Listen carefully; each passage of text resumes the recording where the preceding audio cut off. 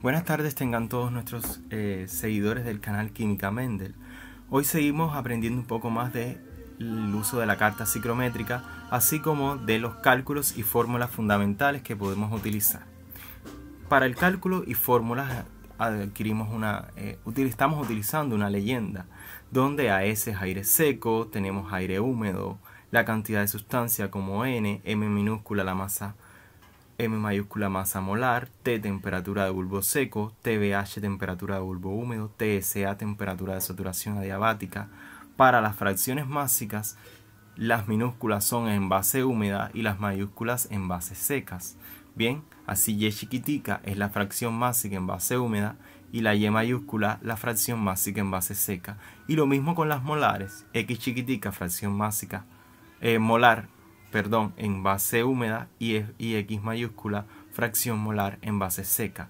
TR temperatura de rocío, YR humedad relativa y VH volumen húmedo. Bien, de los conceptos fundamentales estaría el concepto de bulbo seco, que pudiéramos decirlo en palabras sencillas, que es la temperatura del aire. La temperatura de bulbo húmedo es la temperatura que adquiere el aire, pero cuando se humedece completamente.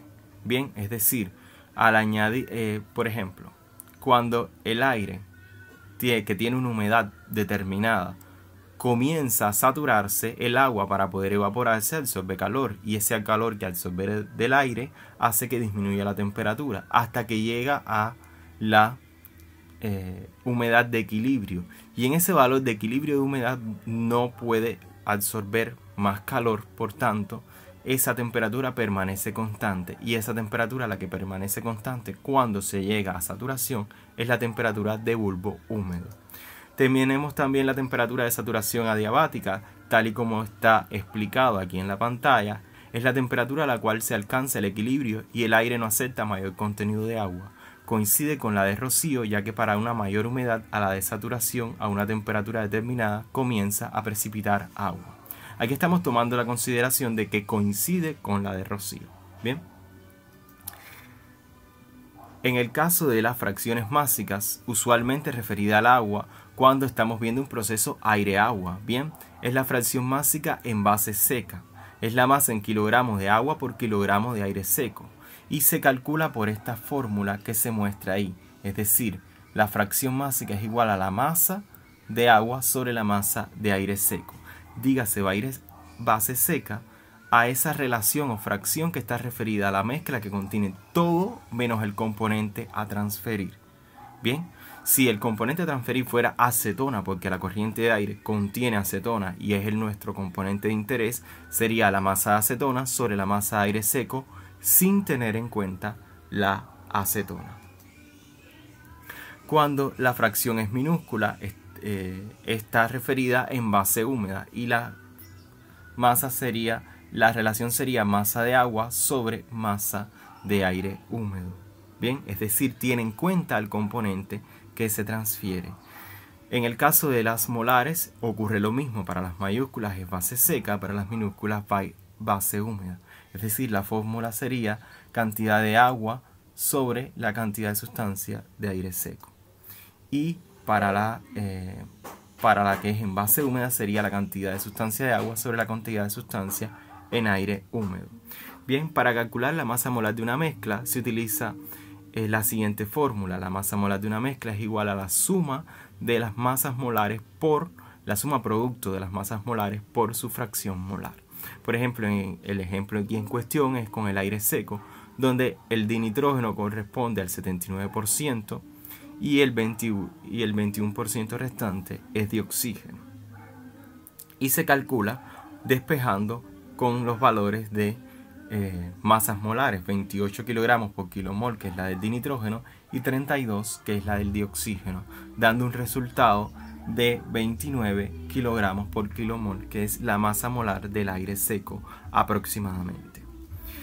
Aquí hay otras relaciones o fórmulas muy importantes para el cálculo aire-agua. Por ejemplo, la cantidad de sustancia de nitrógeno es igual a la cantidad de sustancia de aire seco por 0,79, por lo que habíamos visto anteriormente.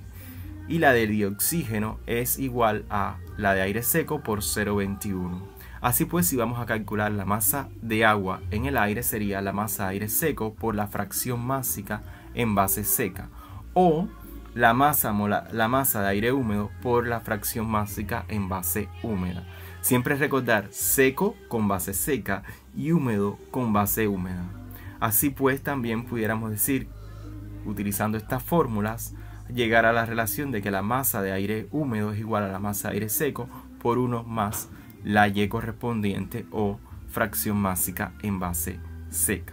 En el caso de la cantidad de sustancia, se hace de modo análogo. Si utilizamos la cantidad de sustancia de agua, sería cantidad de aire seco por la fracción molar en base seca, y si utilizamos la de aire húmedo sería con la fracción molar en aire húmedo.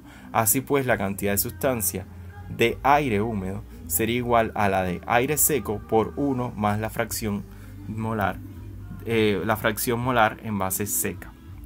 Recordar que la masa de un componente es igual a su cantidad de sustancia por la masa molar. Otras fórmulas de interés son las que nos permiten relacionar las bases secas con bases húmedas en molares y en másicos.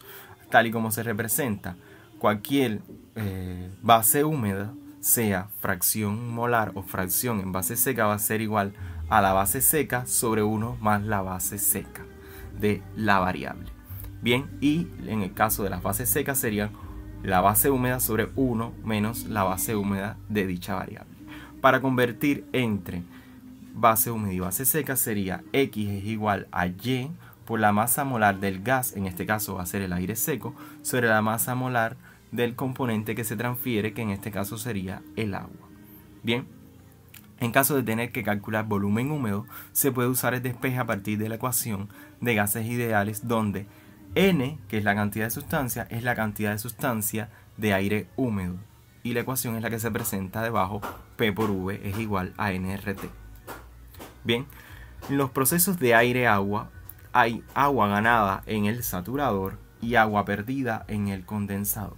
Siempre se resta, cuando vamos a calcular el agua ganada o el agua perdida, se resta el mayor valor de fracción másica o fracción molar, en el caso de que la necesitemos calcular molar, menos el menor valor, porque no existe ni cantidad de sustancia negativa ni masa negativa.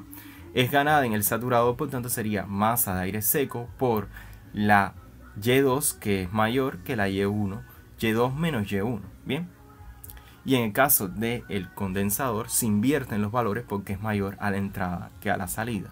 Bien, y si tuviéramos que calcular la masa neta y tuviéramos varios equipos, sería el mayor valor menos el menor valor, es decir, el mayor de todo en la suma de las ganadas menos en el caso se determina la suma de las ganadas y la suma de las perdidas, y se resta el mayor valor que nos dio menos el menor. Si es mayor la ganada, es neta ganada. Si es mayor la perdida, es neta perdida. Esto es todo por hoy y muchas gracias a todos ustedes. Si les gusta, denle clic y recuerden darle a la campanita y compartir para seguir difundiendo un poco más los conocimientos de esta materia. Gracias.